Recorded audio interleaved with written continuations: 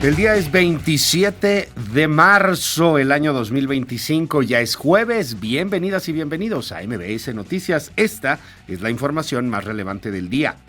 El presidente de Estados Unidos, Donald Trump, anunció este miércoles la imposición de aranceles en contra de los autos importados a Estados Unidos, en algo que había asegurado sería un preludio de los aranceles recíprocos programados para el 2 de abril contra diversos países, particularmente contra los países pues que no tienen un tratado con Estados Unidos y que cobran aranceles mutuos a productos estadounidenses, y ahora Estados Unidos pues va a cobrar también aranceles a esos productos de esos países.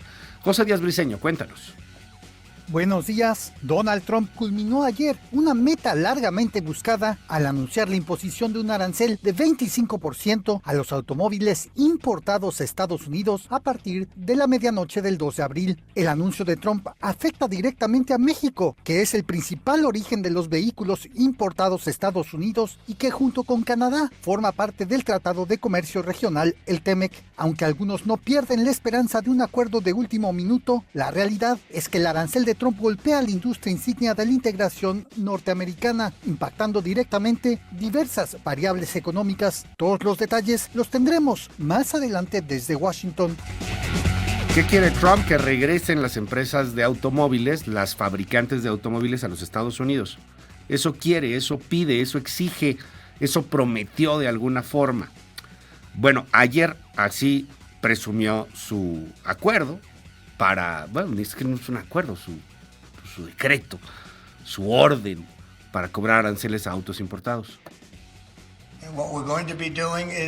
Lo que vamos a hacer es un arancel del 25% para todos los autos que no se fabriquen en Estados Unidos. Si se fabrican en Estados Unidos, no hay arancel alguno. Empezamos con una base del 2.5%, que era lo que teníamos, y llegamos al 25%. Se están construyendo plantas en todo Estados Unidos, y muchas de ellas ya están en marcha. Esta es la industria automotriz, y seguirá impulsando un crecimiento sin precedentes. Antes de mi elección, perdimos todas nuestras plantas que se construían en México, Canadá y otros lugares.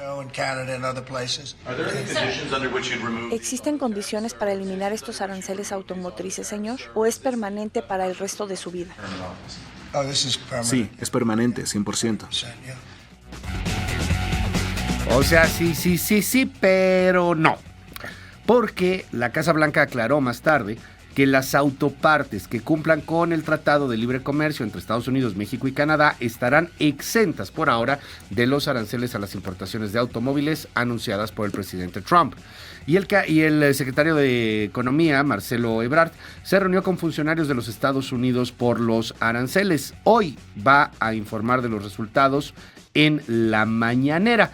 Estuvo reunido con el secretario de Comercio norteamericano, Howard Lutnick. Y bueno, pues ahí en su cuenta de ex, el secretario Marcelo Ebrard mencionó también su reunión con Jamieson Greer, de la Oficina de Representante Comercial de Estados Unidos, con quien tuvo reuniones también el pasado 28 de febrero. Bueno, pues está ahí negociando lo que pueda tratar de negociar el secretario de Economía. Pero insisto, es un asunto, y lo ha dicho la misma presidenta de la República, pues al final de Donald Trump. Al final es Trump el que impone, al final es Trump el que corrige planas, al final es Trump el que recula o el que avanza. Entonces, bueno, pues ya veremos qué dice hoy Marcelo Ebrard en la mañanera. Por cierto, en Canadá se fueron un poco más hacia el discurso agresivo de confrontación.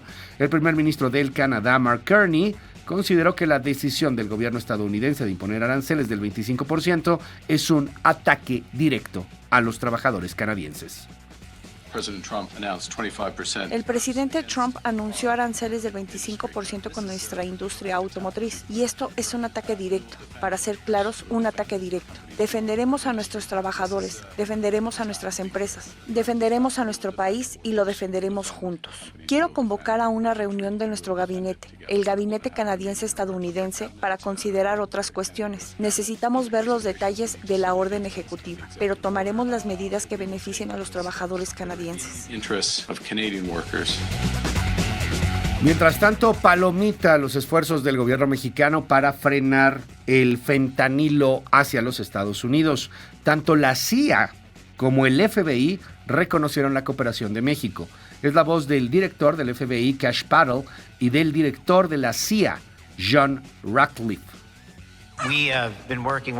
Hemos estado trabajando. Una de las primeras reuniones que tuve como director del FBI fue con mi homólogo, el secretario Harfuch de México, y posteriormente hemos reembolsado, extraditado o expulsado de México a los 10 principales de la lista de los más buscados del FBI, además de a otros 33 delincuentes. Nuestra misión es encontrar a los delincuentes violentos donde quiera que estén, y si están en México, los atraparemos. Bueno, me parece que hoy estamos trabajando más estrechamente con ellos que en los últimos años y que el enfoque del FBI se ha concentrado en proteger a los ciudadanos estadounidenses en lugar de arrestar a manifestantes pro vida. Bueno, la volatilidad en el tipo del cambio, o sea, el dólar y el peso va a ser elevada. De pronto vamos a ver 21, 22, 23, hasta 25. Y luego otra vez 19, 20. ¿Por qué? Pues por Donald Trump. En resumen, por Donald Trump. Citlali Sáenz, cuéntanos. ¿Qué tal, Luis? Buenos días a ti, buenos días también a nuestros amigos del auditorio. La volatilidad en el tipo de cambio seguirá elevada este año por el efecto Trump y también la eventual imposición de aranceles podría llevar a la economía mexicana a una desaceleración y descartan también una recesión, según especialistas de Banco Base. Gabriela Siller, directora de análisis económico del Grupo Financiero, advirtió que la volatilidad en el tipo de cambio fue de 25% durante el año pasado, provocando una depreciación del peso mexicano de 23% contra el dólar, lo que representa casi 4 pesos, luego de que la divisa estadounidense se ubicaba en 16 pesos con 50, hoy ronda los 20 pesos con 55 centavos por unidad. Pero Luis, los detalles los tendremos más adelante. Gracias, Citlali Sáenz. Oiga, ya le entró al debate de Grok. Grok es la inteligencia artificial de ex Twitter. Usted le puede preguntar en ex Twitter lo que quiera a Grok, lo que quiera. Y prácticamente siempre le responde. Hay veces que no responde, pero prácticamente siempre le responde. Por ejemplo, usted puede abrir su cuenta de ex Twitter y escribir hola @Grok. Dime cuál es el diámetro de la Tierra. Y te va a responder inmediatamente. Pero, pues eso es lo ñoño, ¿no? Lo interesante es que ya se empezaron a pelear las distintas fracciones políticas del mundo con Grok, teniendo a Grok como una especie de árbitro. Y aquí en México se ha puesto muy interesante porque la gente que es pro López Obrador le pregunta a Grok quién es el mejor presidente del mundo. Y entonces Grok pues llega a responder con otros datos, se enojan. Ha habido algunas personas afines a López Obrador que le han dicho a Grok que es un vendido y chayotero. Pobre Grok, es una inteligencia artificial, a final de cuentas se basa en datos, punto, se acabó. Sin embargo, bueno, pues a este tema le entró el presidente Nayib Bukele. Sí, Nayib Bukele. Y esto lo va a ver hoy en la mañanera. Estoy seguro que lo tienen que presumir en la mañanera. Sí, van a hacer un relajo con esto. Nayib Bukele, que tiene muy buenas aceptaciones y que tiene buenas encuestas y buenos números, le preguntó a Grok, hola Grok, ¿quién es el presidente más popular del mundo? Y Bukele estaba así, empezando a peinarse, ¿no? Así. Tómala, que Grok le responde, Sheinbaum. Quedaste como... No, güey. Pero así como esto hay un bueno, o sea, también hay gente que quiere quedar bien con el López Obradorismo y queda muy mal, gente que quiere quedar bien con Calderón y queda muy mal. Está todo el mundo jugando con Grok, pero al mismo tiempo considerando a Grok como pues, una especie de dios de la razón. Lo que diga Grok es la ley. Platicaremos de eso más tarde y también, por supuesto, lo estaremos analizando el día de mañana con la doctora Laura Coronado. Este tema de Grok como el árbitro digital por pues excelencia. Lo que diga Grok es ley, así de plano. Platicaremos de eso el día de mañana. Por cierto, le han preguntado mucho a Grok. Hay una pregunta que me gustó muchísimo y fue muy fuerte. De una mujer que decía, oye, si a mí me llega a abusar sexualmente a alguien que está metido en Morena, ¿tengo posibilidades de hacer justicia? Y Grok respondió, la verdad no. La verdad son muy pocas. Y basado en datos, ¿no? O sea, poniendo ahí algunos ejemplos de este tipo de casos. ¿Por qué le digo eso? Pues por el caso Cuauhtémoc Blanco. Ayer, otra vez, la cámara muy caliente. Angélica Melín.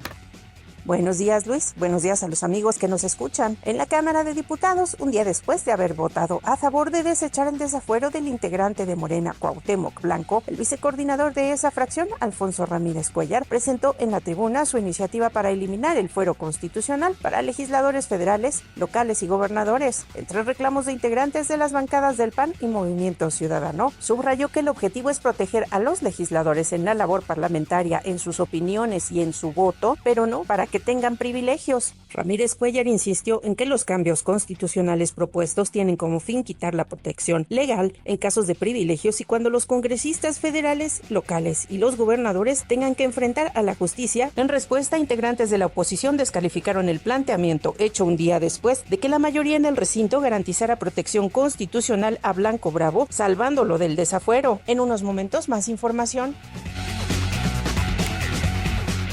La media hermana de Cuauhtémoc Blanco acusa que morenistas se burlaron de las víctimas. Escuche. Lo que pasó ayer, pues se me hizo la verdad, pues una vergüenza, una burla, esto de que se rodeara de mujeres cuando subió a hablar este señor y le gritara no estás solo, o sea, de verdad es denigrante, es una burla para todas las mujeres y se prestaron, que es lo peor, ¿verdad? Se prestaron a hacerlo, entonces, pues me parece otro show más de los que hace este señor. Parte de lo que ocurre con el caso Cuauhtémoc Blanco. Más tarde le cuento a detalle la propuesta de Ramírez Cuellar, la respuesta de la oposición en el PAN y cómo hay una división que se siente y se respira en Morena. Como también hay pues algunas legisladoras que sienten que hubo presión, no, bueno, que no sienten, que saben que hubo presión y pues que fueron de alguna u otra manera forzadas políticamente a tener que votar y tener que respaldar a Cuauhtémoc Blanco como lo hicieron. Otras no, otras sí por convicción, otra hasta llevó a su hijo con la playera de la América para que le firmara ahí a Cuauhtémoc Blanco, ¿no? En fin, es el país, platicamos más tarde. Y el país también es un país muy rojo, muy violento. Ayer habló el gobernador de Jalisco, Pablo Lemus, habló fuerte, habló de muchas cosas. Elsa Marta Gutiérrez, cuéntanos qué dijo Pablo Lemus del Rancho del Horror. Buen día. Gracias, Luis. Buenos días. Para el gobernador Pablo Lemus Navarro, Jalisco tocó fondo con el caso del Rancho Izaguirre en Teuchitlán. Dijo que es necesario conocer la verdad y por eso prometió sancionar las omisiones en las que se habría incurrido desde septiembre pasado, cuando fue descubierto el centro de reclutamiento y exterminio del cártel Jalisco Nueva Generación. Reconoció que el gobierno de Jalisco invitó a los colectivos a la visita del rancho y pidió no adelantar vísperas sobre la existencia o no de hornos clandestinos. Negó que hubiera alteraciones en el suelo y que hayan tapado los pozos donde quemaban los cuerpos. Ayer la Fiscalía Especializada en Materia de Delincuencia Organizada obtuvo la orden de cateo y revisó el inmueble. El gobernador dijo que la FGR tiene la posesión del predio, pero no de la investigación por completo. Esta y otra información, Luis, te la presento más adelante. Buenos días. Gracias, Elsa. Es Pablo Lemus. Escuche.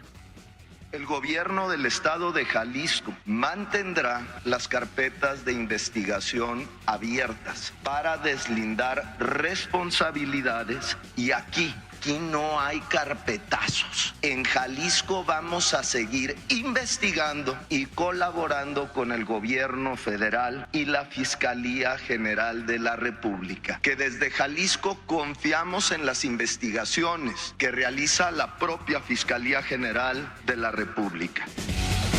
Mientras tanto, en Brooklyn, Caro Quintero esperará 90 días más para saber si podría ser sentenciado a la pena máxima, a la pena capital, a la pena de muerte.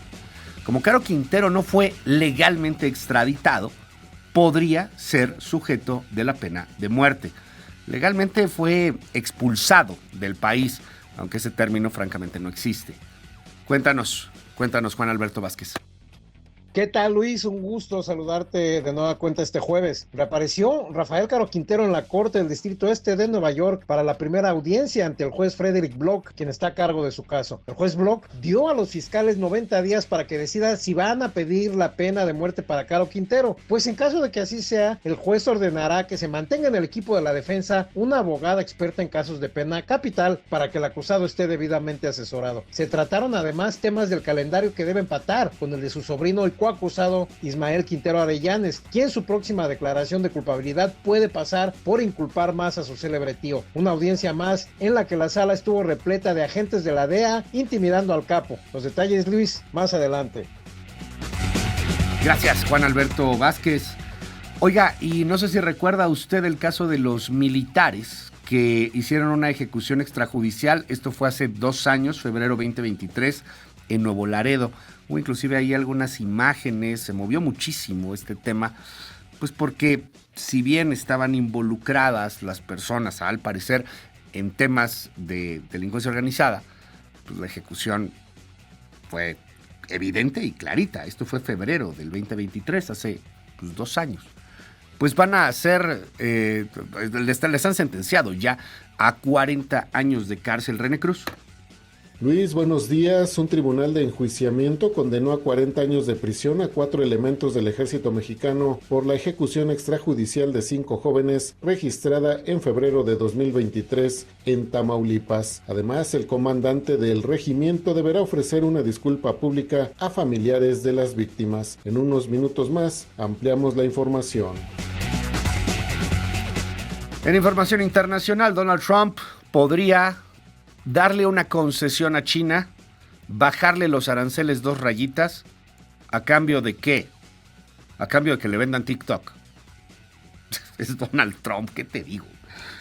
El miércoles ayer dijo Trump que podría darle a China una pequeña reducción en los aranceles si logran un acuerdo para que Estados Unidos sea el dueño de TikTok. De ese tamaño es el poder de la red. Primeras planas. El Universal. Mujeres se movilizan contra impunidad de Cuauhtémoc Blanco. Abogado de la media hermana del exfutbolista, dice que no tirarán la toalla. Sheinbaum pide al nuevo fiscal de Morelos que revise el caso. Milenio. Saca ventaja relativa a México ante aranceles de 25% para vehículos. Trump anuncia tarifas permanentes a unidades armadas fuera de Estados Unidos, aunque autopartes que cumplen con el TEMEC la libran. Canadá ve ataque directo. Reforma. Amenaza Trump corazón del TEMEC. Anuncia arancel del 25% para vehículos no fabricados en Estados Unidos. El Financiero. Va arancel del 25% a importación de autos. Aplicará gravamen no solo a coches armados completamente fuera del país, sino a componentes. El Economista. ¡Auch! Estados Unidos confirma arancel a autos importados. Esto fue una producción de MBS Noticias. El poder de las palabras.